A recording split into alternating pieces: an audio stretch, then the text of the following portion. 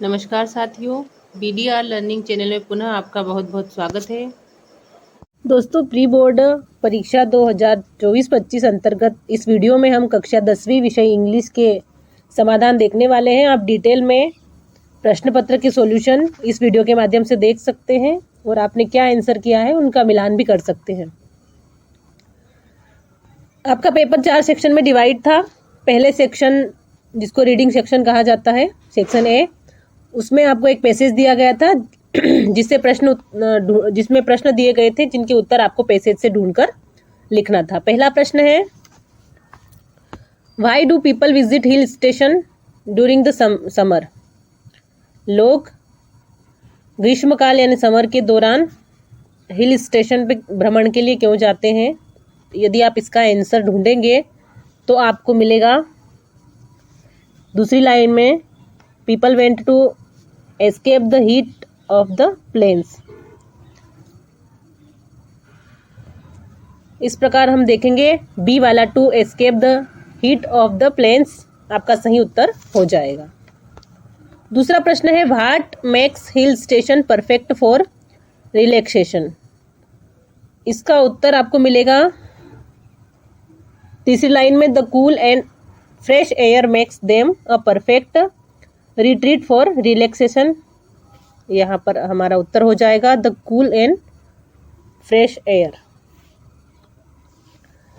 तीसरा प्रश्न है, which of the following activities can visitors enjoy at the hill station?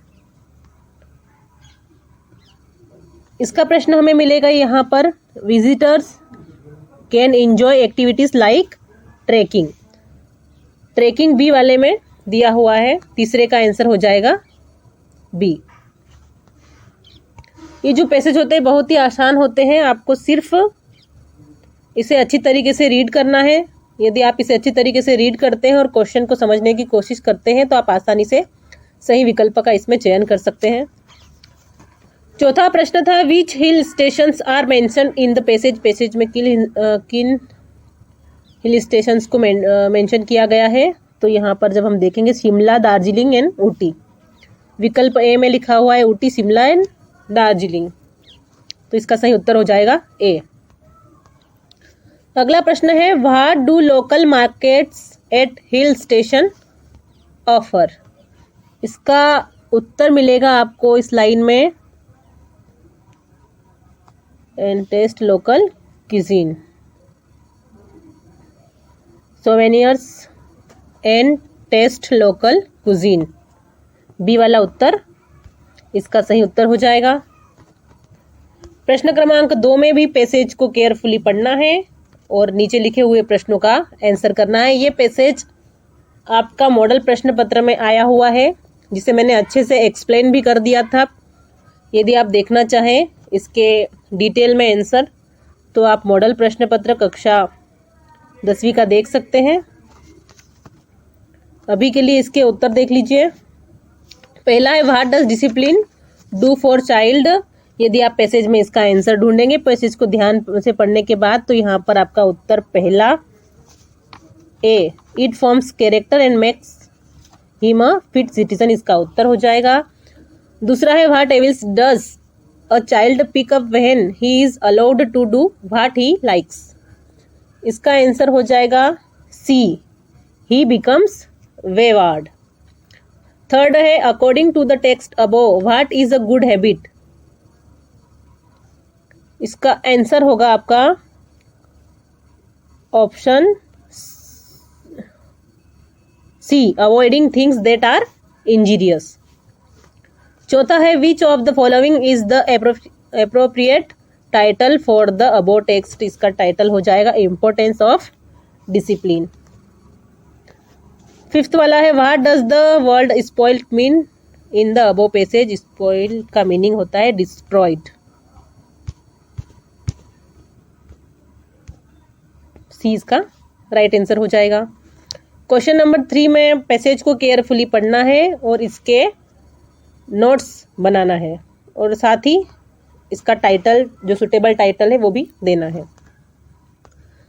अब हम पहुंच गए सेक्शन बी में, जिसको राइटिंग सेक्शन कहते हैं, जिसमें आपको एप्लीकेशन लिखनी है। You are Nishi studying in government girls higher secondary school Morena, write an application to your principal for school leaving certificate. SLC के लिए आपको एप्लीकेशन लिखना है अपने स्कूल के प्रिंसिपल को।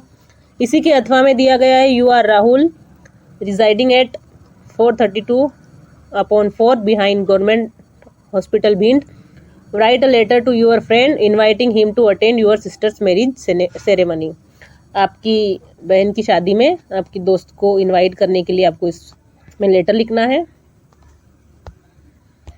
क्वेश्चन नंबर 5 में ऐसे लिखना है। आपको 4 टॉपिक दिए गए हैं, उनमें से किसी भी एक टॉपिक पर 150 शब्दों में निबंध लिखना है। पहला टॉपिक है value of games and sports, खेलों का महत्व। एनी इंडियन फेस्टिवल, कोई भारतीय त्योहार। साइंस एंड मैन, विज्ञान और मानव।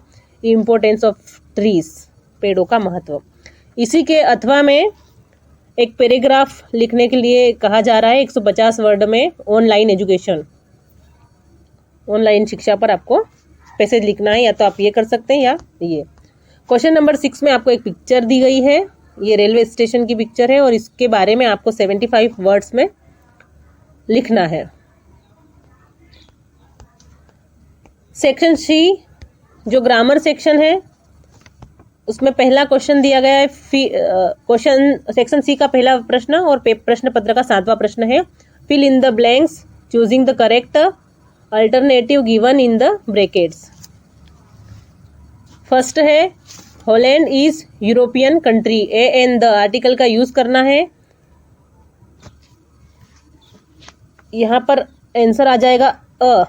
ए का यूज हम जब शब्द व्यंजन ध्वनि से निकलता हो तो हम अ का प्रयोग करते हैं।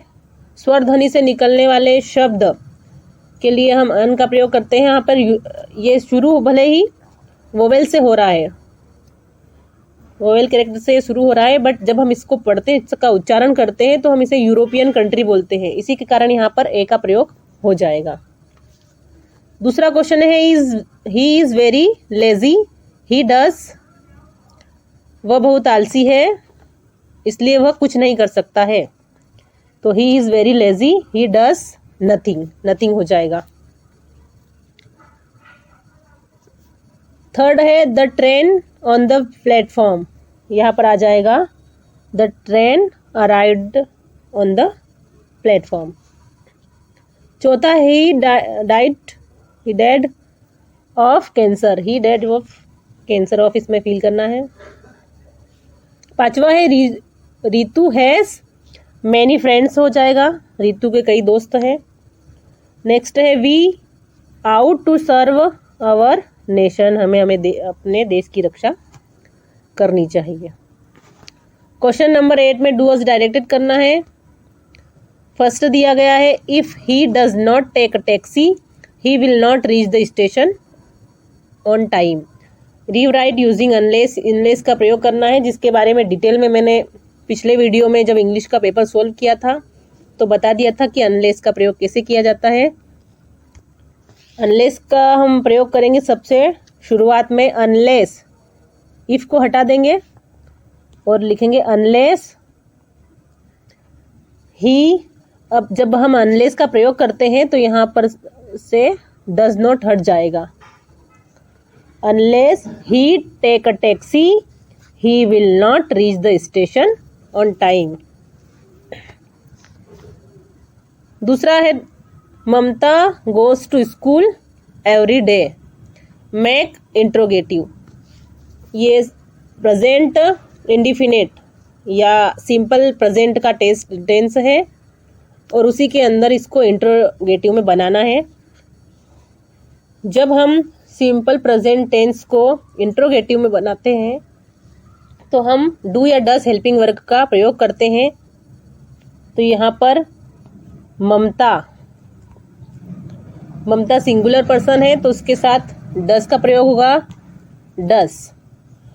वर्ब में एस या ई एस हट जाएगा इंट्रोगेटिव में। थोड़ा ध्यान रखिएगा, यहाँ पर इंट्रोगेटिव बना रहे हैं तो सबसे पहले हेल्पिंग वर्ब आएगी। इंट्रोगेटिव सेंटेंस में सबसे पहले हेल्पिंग वर्ब का यूज करते हैं। डस ममता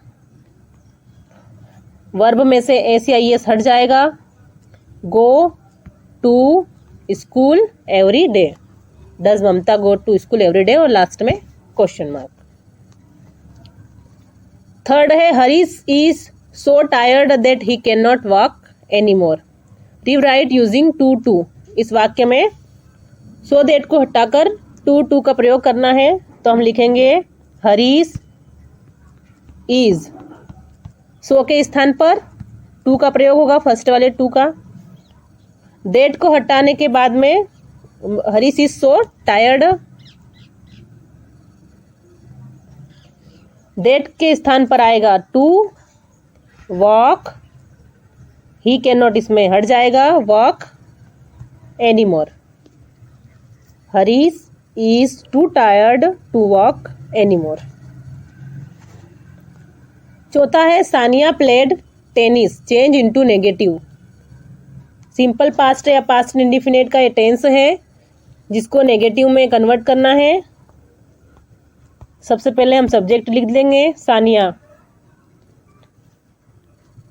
पास्ट इंडिफिनिट के हेल्पिंग वर्ब होती है डिड, किसी भी सिंगुलर या प्लूरल पर्सन के साथ डिड का ही प्रयोग किया जाता है।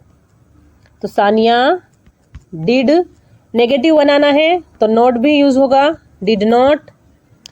प्लेड थर्ड फॉर्म है वर्ब का, तो वर्ब का फर्स्ट फॉर्म हो जाएगा प्ले टेनिस। इस प्रकार हमारा टेंस होगा, हमारा जो सेंटेंस होगा वो होगा Sania did not play tennis. इसी का पांचवा है he was painting a portrait, change into passive voice. Passive voice में जो ऑब्जेक्ट है उसको सबसे पहले हम लिख लेंगे a portrait. Helping verb was है, वाज के साथ प्रयोग होगा बीइंग का, क्योंकि ये जो टेंस है ये प्रेजेंट पास्ट कंटिन्यूस का टेंस है, तो यहाँ पर वाज के साथ बीइंग यूज होगा, वाज बीइंग। वर्ब का थर्ड फॉर्म पेंट है तो पेंटेड हो जाएगा, और बाय का प्रयोग किया जाता है पैसिव वॉइस में, और ही का हो जाएगा him. A portrait was being painted by him. अगला है the boy is my nephew, the boy is wearing a blue shirt. Combine the sentence using who का प्रयोग करके सेंटेंस को जोड़ना है। तो हम पहला जो सेंटेंस है दूसरा वाला उसको पहले लिखेंगे द बॉय, बॉय के बाद में हो जाएगा who is wearing a blue shirt. यहाँ पर ये बॉय रिपीट नहीं होगा, ये हट जाएगा, is my nephew. The boy who is wearing a blue shirt is my Neiphiu.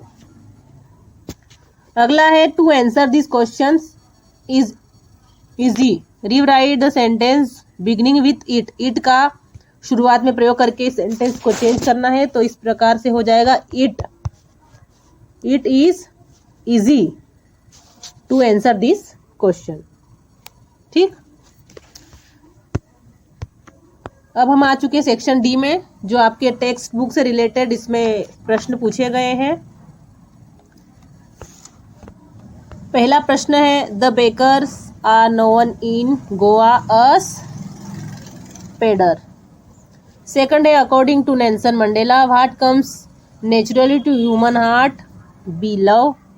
What food did the seagull's mother get for it, D fish हो जाएगा। Anne Frank called her diary Kitty. ये सारे questions भी आपके model प्रश्न पत्र में पूछे जा चुके हैं,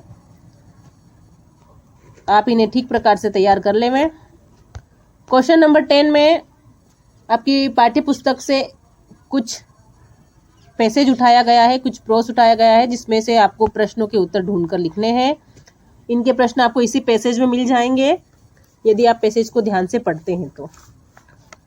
पहला क्वेश्चन है where are the narrator flying to, England. Second है, ये यहाँ पर इसका उत्तर है। सेकंड है what kind of aeroplane was the narrator flying, an old Dakota, ये इसका आंसर है। थर्ड है how was the weather during the flight, clear and starry.